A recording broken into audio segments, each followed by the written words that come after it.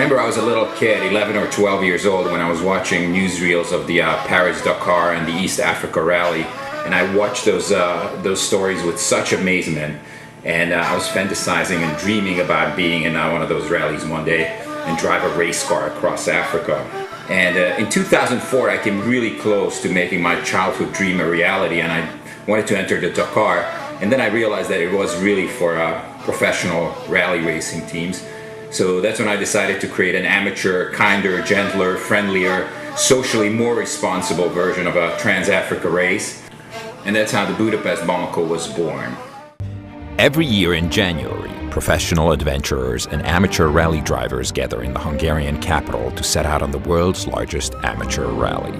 Men, women, and machines have to travel over 9,000 kilometers from Budapest, across the Alps, southern Europe, the mountains of Morocco, and the Sahara, to reach their destination in West Africa. The liberal rules of the rally allow anyone to enter using any type of vehicle. Each year there are some unlikely candidates attempting the Saharan crossing. This Volkswagen Beetle broke down in Europe last year and didn't even reach the shores of Africa. Her driver, who came all the way from Hawaii, seems optimistic. We're gonna make it this year. Last year, a transmission problem. This year, we're gonna make it. So it'll be a lot of fun. The stereo and the GPS inside this clunker are worth more than the vehicle, but its owners are determined. Entering it with the most unreliable car that we know, which is Skoda 105, and we're confident that we'll make it.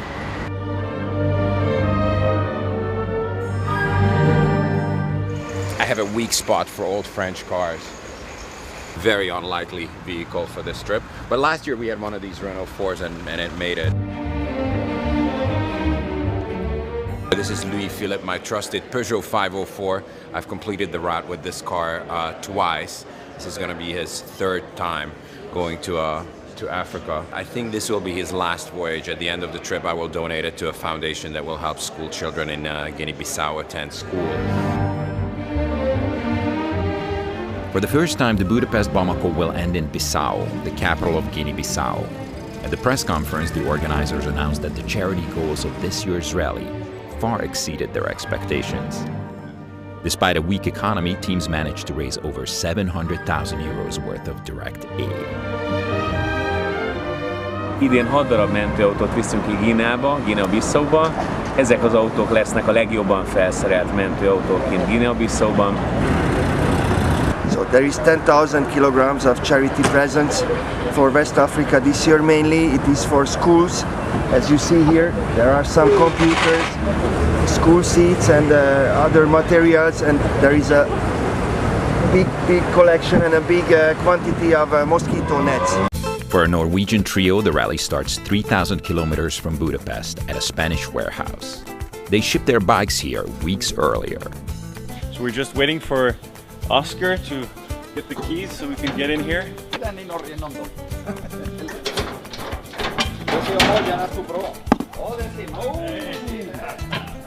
See, this is what we should have brought to Africa, like a BMW F650 GS.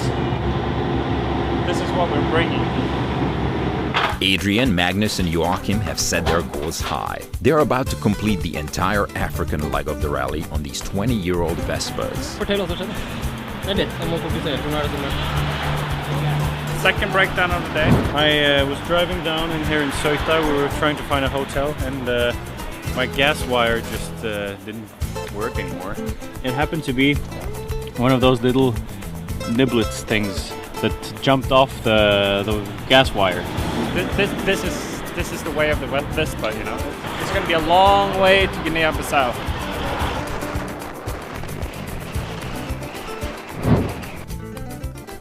The Budapest Bamako is a difficult challenge for old drivers.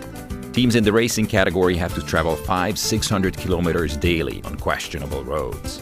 Only the start and finish points are given. In addition to these, they must locate 10-15 well-hidden navigational points each day to collect additional points. Drivers and navigators must have nerves of steel to do this day in and day out for nearly 2 weeks.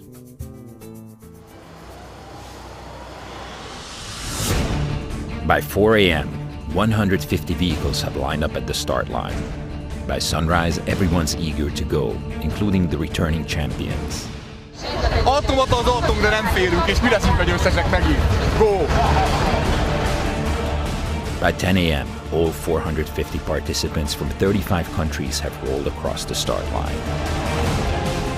The Slovenian Renault 4, this funny-looking Dutch couple, and the Hawaiian Beetle have all embarked on an epic journey full of adventure and hardship. In a few minutes, Budapest will be just another stop on the way to Bissau. On the first day, teams have to drive to the Italian port city of Geneva. The 1,094-kilometer stage is driven mostly on highways across Hungary, Slovenia, and Italy. While the cars are pounding the highways of Europe, the Norwegian Vespa team is on a ferry to Africa. We just left Spain, got Gibraltar over here, got Africa over here. A little tired, but slept maybe 2-3 hours last night. This is Africa. It's going to be a hell of a ride. The rest of the teams have to drive nearly 2,000 kilometers to southern Spain to ferry over to Morocco.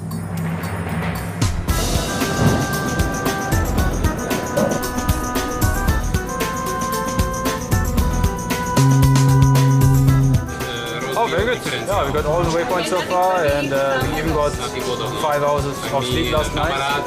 So I think we're in good shape.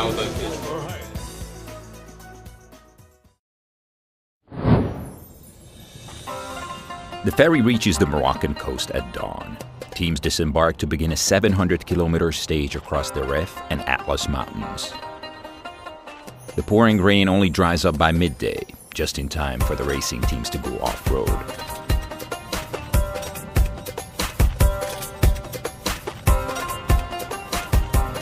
The boys on the Vespas are hundreds of kilometers ahead, dealing with a new set of challenges. As they get closer to the high Atlas, it begins to rain, followed by hail and then snow. This is certainly not the Africa they were expecting. 1,920 meters. Freezing. And snowstorm, winds all over, icy roads. Guy told us to hurry up because the snow is going to get worse. The storm did not get worse. It just took on a different shape as teams reached lower altitudes. About 80 kilometers from today's finish line, participants get their first bitter taste of the Sahara. They are 50 kilometers north of the famous Irk-Chebi dune system.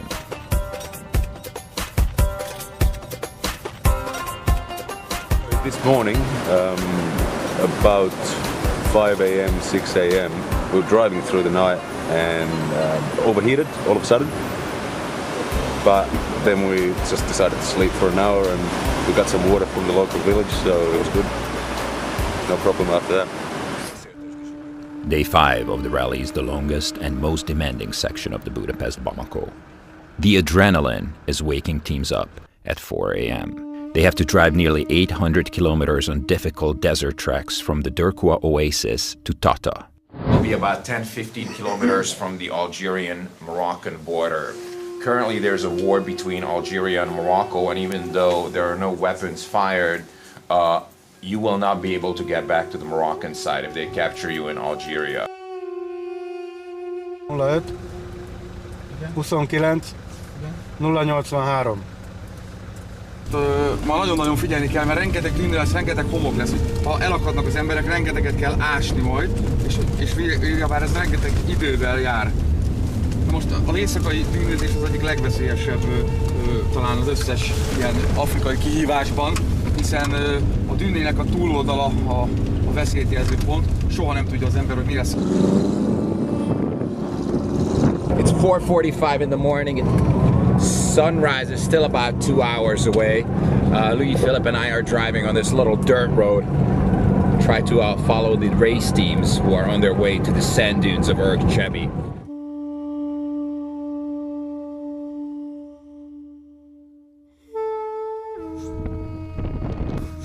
Waking camels greet me as I reach the villages surrounding the massive dunes. Irk-Chebi is Morocco's largest dune field. These majestic sand hills can reach 150 meters in height and span an area of over 100 square kilometers. The spectacular sunrise and the lazy camels offer a stunning view on this crisp Saharan morning.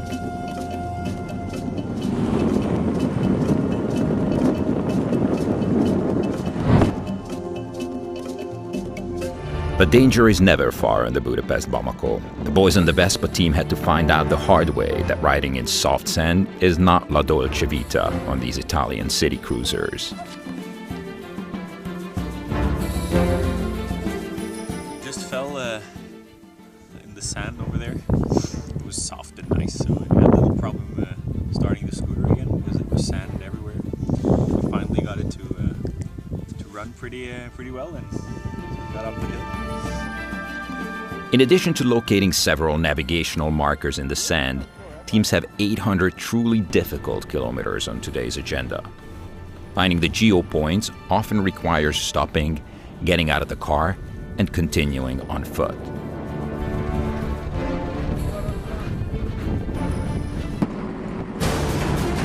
By mid-morning, as the sands disappear, teams can finally enjoy some speed.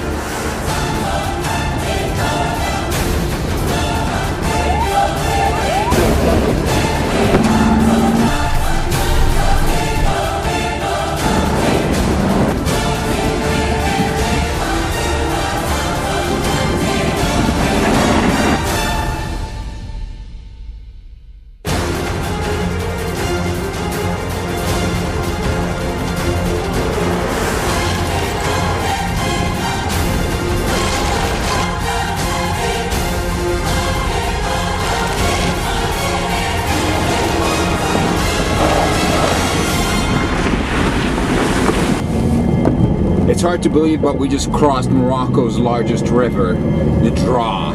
We're part of this country. We're about 20 kilometers from Zagora, where today's big checkpoint is. Welcome in tomorrow in Morocco, Budapest Bamako, Garage Ali, inshallah.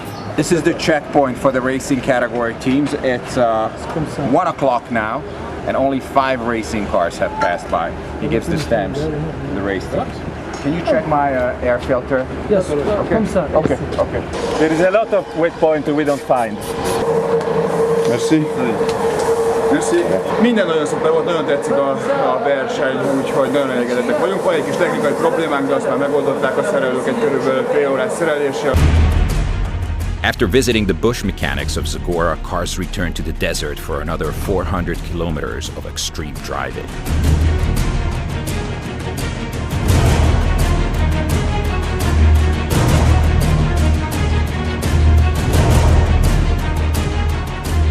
The boys on the Vespas play it safe and finish the rest of the day on a paved road.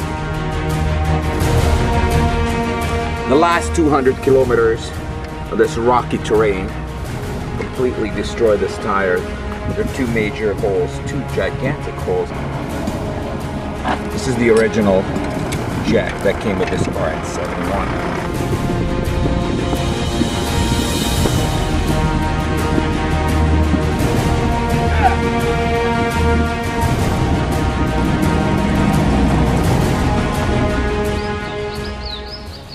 Every day, the regime dictates that we have to fix whatever is broken, and there's always a lot of things broken every day. And the thing is, I lost the first gear. No, I couldn't get it in first gear, which is a big problem when we're in sand. It was gummed up with sand anyway. This off-piste, all this piste driving was, I think it's very bad for the scooter. It's, it just, everything is shaking loose. This is loose. Yeah. This is loose. Yeah. We spent another cold night here in the Sahara. We're in the northern Moroccan town of Tata. Today's stage is gonna be a short but sweet 553 kilometer drive down to planet Tatooine, where we still don't know anything about the beloved Baja Beetle, the Trabant, or little Polski. Hopefully they'll turn up somewhere along the way. The Budapest Bamako has no catering trucks. Teams have to buy their own food at the local markets, which is not always as simple as it seems. We got popcorn and some oranges, but there's no bread or milk today. I guess we'll just have to go to another town. Luckily, water is available everywhere to keep teams hydrated as they set out on yet another demanding day under the desert sun.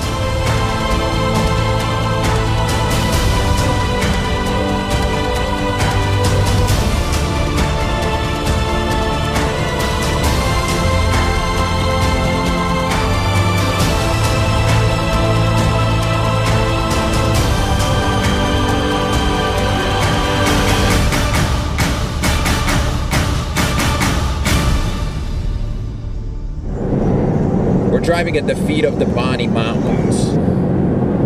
It's a gorgeous day for a drive. The weather has finally gotten a little better. The sandstorm from a few days ago is only a distant memory. The race teams are still behind these huge rocky mountains. They have about 500 kilometers more to go. Teams in the touring category and those who had eaten enough dust for today can join a paved road after a while. The Vespa team avoids the dirt roads as well. After yesterday's extreme stage, they have time to relax, kick back, and enjoy a smooth ride down on the sandy but paved road. Going to Bissau. But today was easy. Just tarmac. It was long, but it was easy.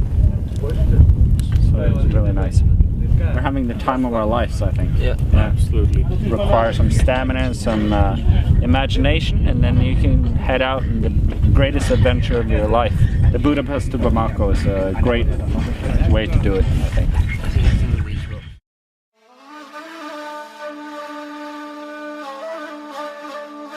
It's an early morning on the plains of central Morocco. Although these cone-shaped structures in today's camp resemble scenes from the Star Wars movies, they're remnants of an abandoned army barrack.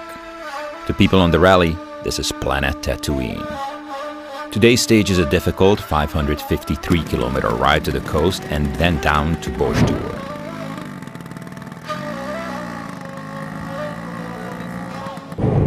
I have about 530 kilometers ahead of me down to Bosdur. Most of the race teams are driving inside the Sahara on punishing dirt tracks today.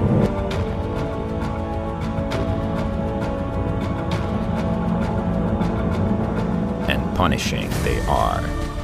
Whether it's soft sand or sharp rocks, teams are having a tough time on this stage.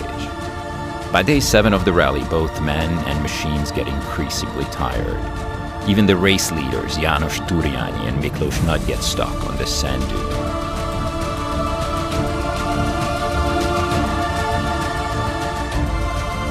They're losing valuable time as the shifting sands blow harder. They're hoping to dig out their car by hand, knowing that it could take hours. Several kilometers north, a sharp rock destroyed one of the rear tires on the number 25 Toyota.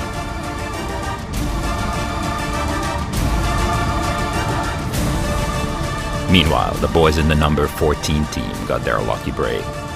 The spirit of the rally calls for helping fellow competitors in trouble. Members of the number 62 car came to the rescue and put the 14 back in the race. I'm sticking mostly to the paved road, and hopefully I'll get to camp before sunset. In about 50-60 kilometers, we'll be entering the occupied southern provinces of Morocco, also known as Western Sahara.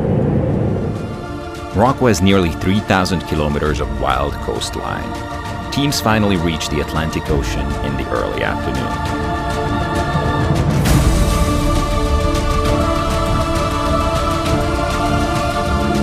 Reach the Atlantic coast. This is a very happy moment always. We have about 400 kilometers more to go on this long and straight, narrow road to tonight's camp.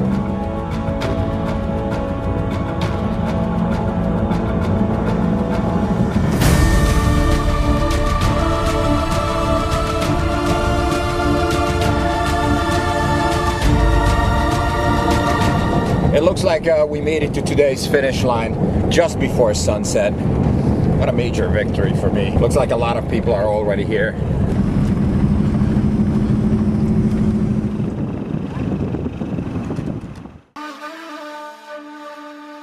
Day 8 of the Budapest Bamako starts unusually early.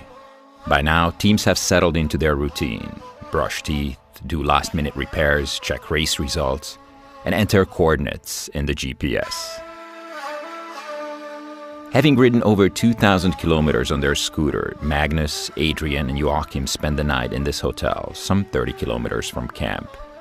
They need their rest with 4,000 difficult kilometers still ahead of them.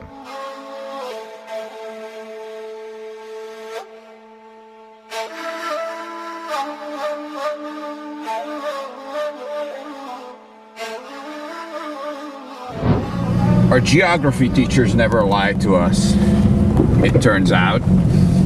Nights are really indeed very cold in the Sahara. It was a brutally cold night and cold morning. Most of the teams have already left this scenic beach camp. We have about 500 kilometers to go today. And we need to reach the Moroccan-Mauritanian border. Louis Philippe is a little sluggish this morning, but so is everybody else. The engine needs to warm up.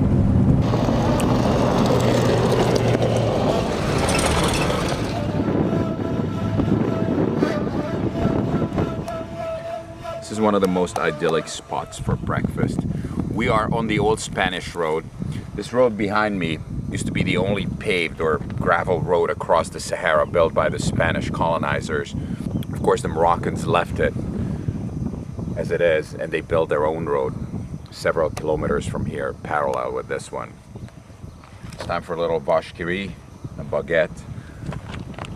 Enjoy the beautiful Saharan sunrise. Bon appetit. After breakfast, we continue our southbound journey deeper into the heart of the Great Desert. The road takes us toward the Dakhla Peninsula through breathtaking salt flats, sand, and rock formations.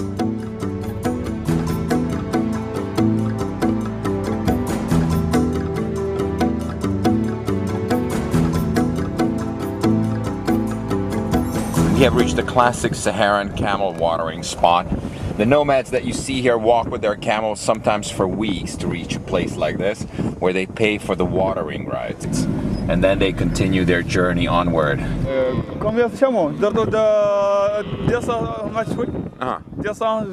Driving through Moroccan-occupied Western Sahara requires frequent stops at military checkpoints. Although the movement of foreigners is tightly controlled, the guards are always friendly. Nationalité de vous? Norvégienne. Les droits? Norvège, oui. Norvège. Allez, bon voyage. Merci beaucoup, monsieur. C'est pas de cadeaux, pas de cadeaux. Comment? Les cadeaux, pas de cadeaux. Les silos, pas de... cigarettes. Small gifts like cigarettes and pens can speed up anyone's journey. With this useful information, the Norwegians passed the checkpoint quickly, continuing toward the Mauritanian border. There isn't much to do or see here. The road is long. Teams only stop at the Tropic of Cancer sign to take a break.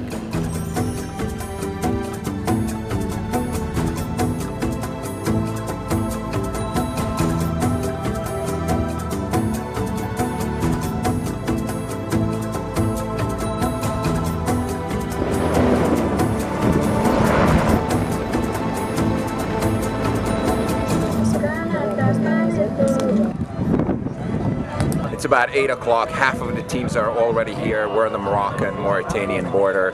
The border is right on my left. It closes at 6 o'clock, so everybody has to wait here overnight.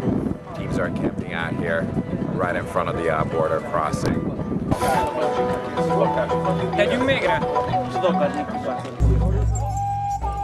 The line of cars at the border is over 2 kilometers long. The checkpoint opens at 9 a.m. Before arriving in Mauritania, teams have to cross a 5-kilometer-long military buffer zone called No Man's Land. There are no paved roads or laws here. This land belongs to no country, but there is plenty of garbage, unexploded landmines, and danger all around. So taking the wrong turn can lead to disaster. You may end up in a minefield, or in a better case, just get stuck in sand. This happened to the 135 Renault from Serbia. Luckily, the lightweight little car can easily be pushed out of the sand's captivity. There's a lot of sand, a lot of cars are getting stuck. We got stuck and we burned a clutch. So this is what happens when you try to bring a Vespa into the desert. It's not exactly suitable, but we're prepared. We have spare clutches, and we're going to change it, and we're going to be on the road in no time. We're done. We should just wait and find a big truck, and then just drive behind it, because the big trucks, they know where they're going. We don't. They know the way. So somebody will find it and will turn off. Hope so. Don't give up. This guy's in quite a pickle right now. He just lost his waist bag with all his cash, his passport, and all his documents. And he's stuck in no man's land, which means he cannot go back to Morocco and he cannot go back into Mauritania. He's stuck here. It's Sunday and no one picks up the phone at the Norwegian consulate. He could be spending a week stuck between the two countries before a new passport and visa can reach him. His friend on the Mauritanian side asks for my advice. Should he stay there or should he go out and get someone to smuggle him in? Somebody should smuggle him. You should go to. Illegal border crossings can be dangerous, but somehow still sound more appealing than spending several days without food or water in no man's land.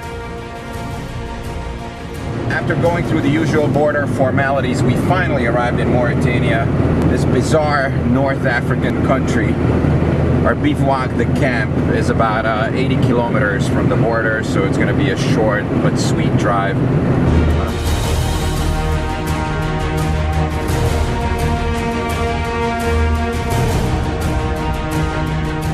Both the Vespa team and Louis Philippe roll into camp at the same time.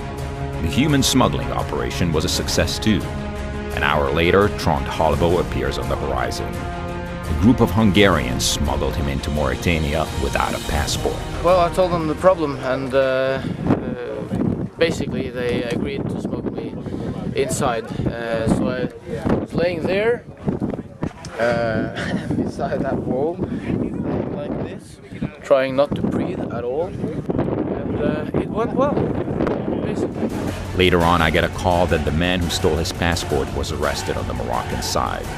This story could not have a happier ending.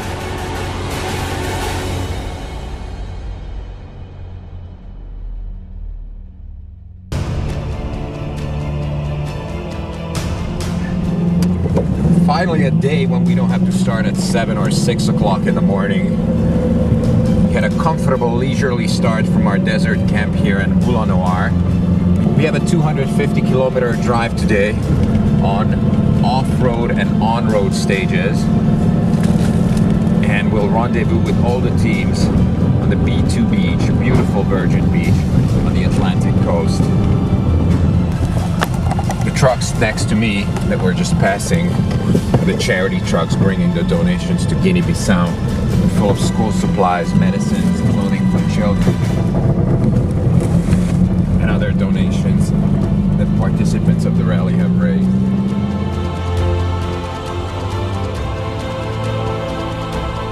The last rainy season was unusually strong in Mauritania, so this part of the desert is full of grass now. It's great news if you're a camel, but not if you're riding a scooter. The soft sand and the tough grass slows Joachim down. Luckily, the problem is not with the clutch. He needs to deflate his tires.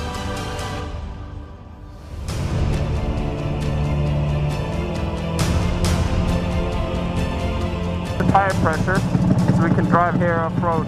It's the ground is very, very soft. Ready to go. Teams continue on bumpy grasslands and salt flats toward the beach. Around midday, I learn about the fate of the old Skoda from a passing Polish car. Ditch the Skoda. Skoda is spinning. Completely gone, kaput. Goodbye, Skoda. Goodbye, Skoda. Beautiful Skoda's gone. It's been one hell of an adventure.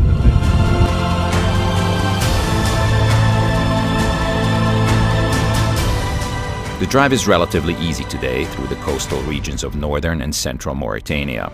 However, the most demanding 50 meters of the race are inside this small fishing village. Here, teams have to find the right place and the correct angle to enter the beach road.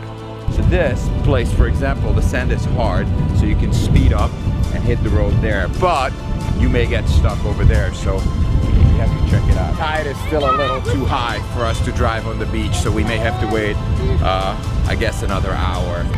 The trick is to build up a lot of speed, keep the car in a low gear, and find the shortest sandy patch from the village to the beach. And this is what happens when people don't follow those instructions. These cars didn't build up proper speed, and they didn't find the right place to enter the beach. This is what happened to them. Now they have to wait for a fishing truck, or they have to wait for the fishermen to get home and pull them out. The Vespa riders take the challenge head-on with a little help from whoever's willing to push. All right, good job. Good job getting here. Is everybody okay? Yeah, sure. Your clutch is fine? Yeah, it's fine. Okay, so listen, two things. Ride as close to the water as possible without getting wet, okay?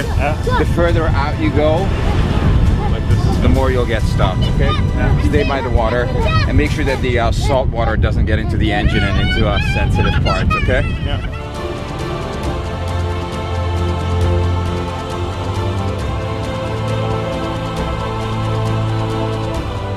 The most spectacular stretch of the rally awaits those who made it this far. By late afternoon, teams can relax and enjoy a well-deserved break at their desert beach camp.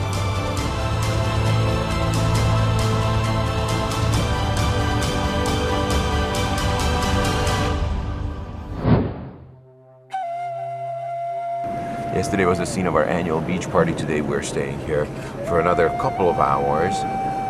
The low tide is coming around 1 o'clock, 1:30, so that's when the teams can get going. It's time to relax, chill out, and get ready. Took a little swim. It was very cold actually, a lot colder than I expected, but it was nice to get a little bit of salty water on our dirty bodies. This is also the time to do unavoidable repairs on the race cars.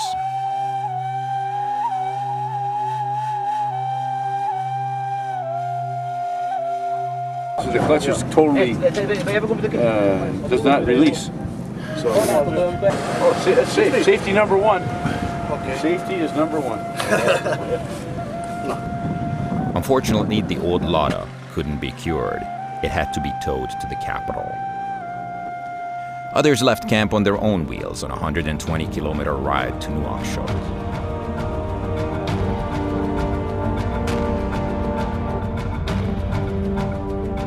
This drive is usually a joy. It's the highlight of the rally. This year, because of all the dead seaweed, it has turned into a bit of a nightmare.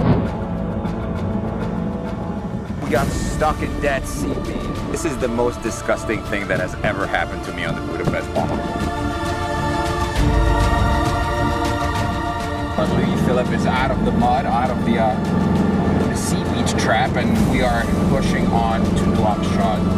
Right in front of me is the Mauritanian army. Behind me is part of our medical crew. You missed me by that much. We'll be fine. The Mauritanian army almost just hit one of the Vespa guys. Oh my god. Hey.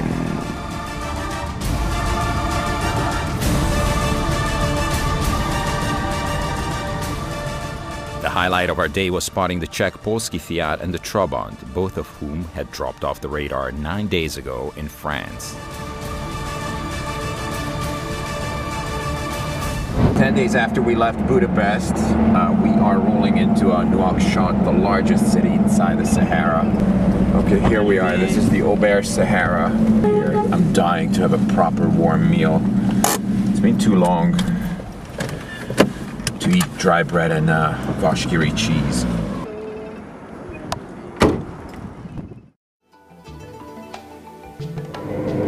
It's 6:30 in Nouakchott. The city is still half asleep. We're about to get out of town, hitting the paved roads. Hopefully we'll be able to beat morning rush hour as we are heading further south on our journey towards the Senegalese border.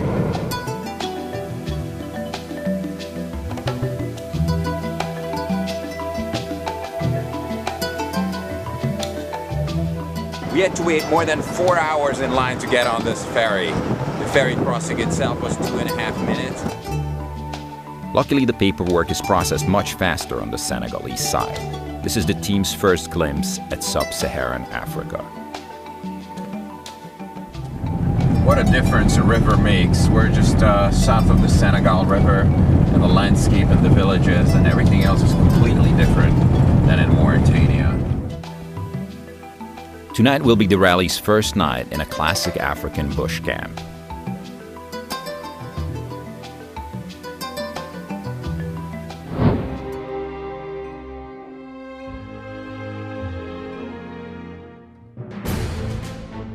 By sunrise, most teams are on the road again.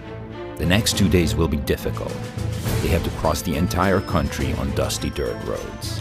700 kilometers of savanna bush driving are ahead of them. The organizers made navigation even more difficult by not giving out GPS coordinates. Participants have to use paper maps and get directions from the locals. With directions. So payar là-bas? Straight? Ou c'est payar ici? Non, payar c'est là-bas. Là-bas, ok. Oui. Prochain village? Ça fait 10 km. 10 km? Oui. Merci beaucoup. Au revoir.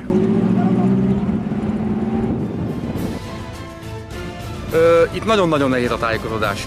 A mai nap folyamán például nem is kaptunk már meg koordinátákat, hanem ezeknek a picike kis falvaknak a nevét kaptuk meg, amiket még kiejteni is elég nehéz egy normál ember számára. Members of the Vespa trio decided to play it safe again. They couldn't risk any more breakdowns in the bush, so they continued on a paved road to Guinea-Bissau.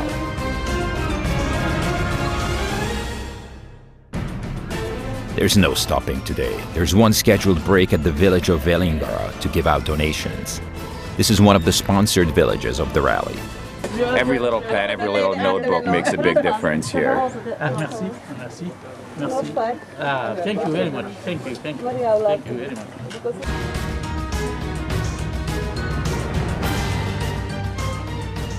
We have about 120 kilometers of savanna driving on narrow dirt tracks today. Navigation is a bit of a problem, but my biggest concern right now is my fuel. My tank is about 1/3 full. I'm running out of fuel quickly, and I can only hope and pray that I will get to a paved road before it runs out. Luckily, my car didn't run out of fuel, but the whole country did. Due to a general strike, all gas stations were closed. Teams had to find black market sellers. I managed to get my hands on some illegal fuel behind this market. Doesn't look like very high quality fuel, but beggars can't be choosers. Those two guys behind me are pouring the gas from one container to another, and everything is just super dirty, and there's dust in the air, and I'm sure there's plenty of sand in the gas. After 2 weeks of African travel, I have one pair of clean boxers. They will function as a little makeshift fuel filter, if you will. Seems good quality. It's 98 super unleaded. Premium. It's a textbook perfect African morning. Teams spend the night by the Gambia River in the company of monkeys, hippos, and warthogs. There's not much time to enjoy nature. Men and machines have to get to Guinea-Bissau by sunset. The 250-kilometer stage starts at the Niokolo-Koba National Park in Senegal. Long gone are the dry desert dirt roads of Morocco and Mauritania. Rivers, streams, forests, and lush flora surround the drivers. With the new environment come new challenges.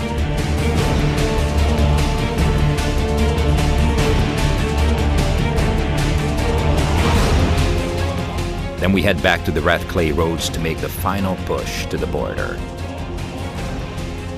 This chain fence right in front of me marks the end of the country. Over there, it's Guinea-Bissau. 5 minutes from the border crossing, I run into old friends. They seem exhausted. Very good. Everything okay? Yeah. Where's front tire exploded, and I see. And I fell on the side. You okay? Yeah, I'm okay. My jacket worked as it should. Falling on a motorcycle isn't a big problem because you always just slide along the tarmac, but meeting other cars is a dangerous thing. Yeah. And I had a car this from my head when I crashed. So. And I thought the car had hit him. The entire village came out to greet the 2012 Budapest Bamako as teams are dropping off some of their school supplies. There's a school for the 2,000 children living in the village, but only 30 of them go to school because they are lacking proper supplies and equipment.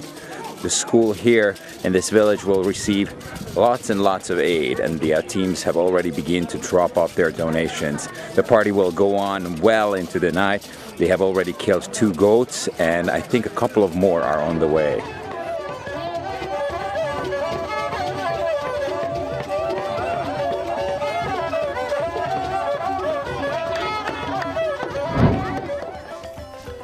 Guinea-Bissau is one of the poorest countries in the world, yet the generosity and the hospitality of the people along the way is mind-blowing. The ride to the capital is like one big party. While the vultures are cleaning up after last night's celebration in Sincsemboce, in towns like Gabu, people are welcoming the rally with dance and music.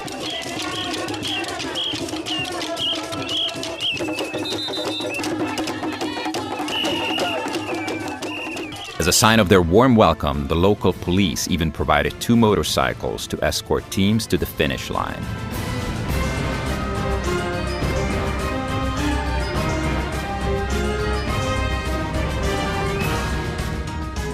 This is a really happy moment, but I'm so tired. I'm too tired to be happy at this point.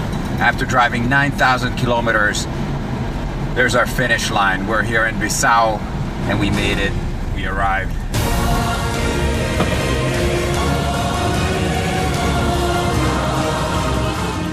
They made it, finally. Finally.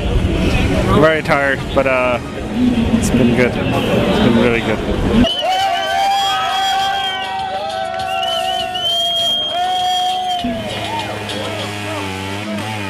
We did it! Yes! Har du tryckat på check-in lokal? How money?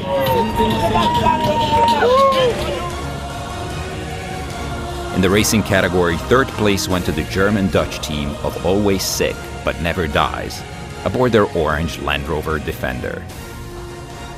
The Hungarian team of Mr. and Mrs. Zoltán Csányi came in close 2nd behind the winners. For the 2nd year in a row, the defending champions János Turjányi, Miklós Nagy, and Tamás Novák took the championship title once again.